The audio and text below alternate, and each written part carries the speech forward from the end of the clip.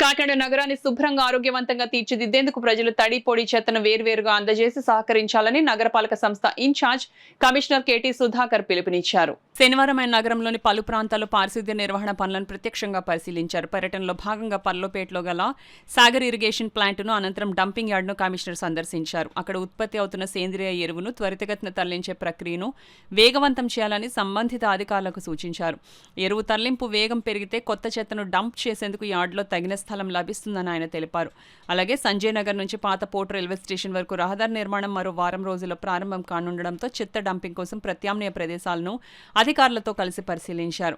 అనంతరం రాజా ట్యాంక్ సమీపంలోని అన్న క్యాంటీన్ను ఇన్ఛార్జ్ కమిషనర్ పరిశీలించారు. ₹5 అందిస్తున్న అల్పాహార ప్రమాణాలు సరిగ్గా పాటించకపోవడంపై ఆయన అసంతృప్తి వ్యక్తం చేశారు. ప్రభుత్వం నిర్దేశించిన ప్రమాణాలకు అనుగుణంగా ప్రజలకు ఆహారం అందించాలంటూ సిబ్బందికి కఠిన ఆదేశాలు జారీ చేశారు. ఈ పర్యటనలో sanitation supervisor Rambabu, DE Adinarayana తదితర అధికారులు పాల్గొన్నారు.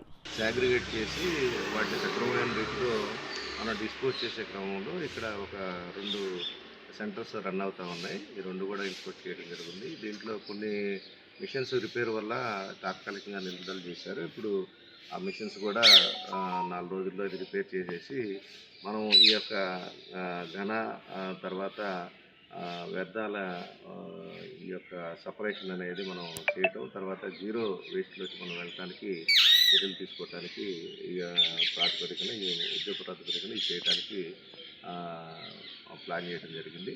ముఖ్యంగా ఇప్పుడు చూసినట్లయితే ఇప్పుడు మన సిటీలో తడి చెత్త పొడి చెత్త వేరువేరుగా ఇవ్వమని చెప్పేసి కోరటం జరుగుతుంది.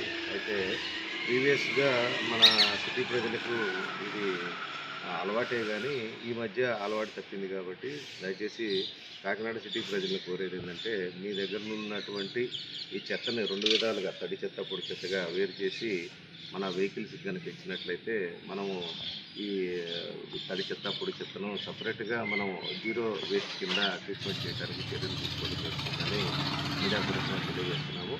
దయచేసి ఎందుకంటే ఇది మన నేషనల్ గ్రీన్ ట్రిబ్యునల్ వారి ఆదేశాల మేరకు మనం ఎక్కడ కూడా ఆ చెత్తను సరైన రీతిలో పరిష్కరించాలి, జీరో వేస్ట్ అనేది మనం చూపించాలి.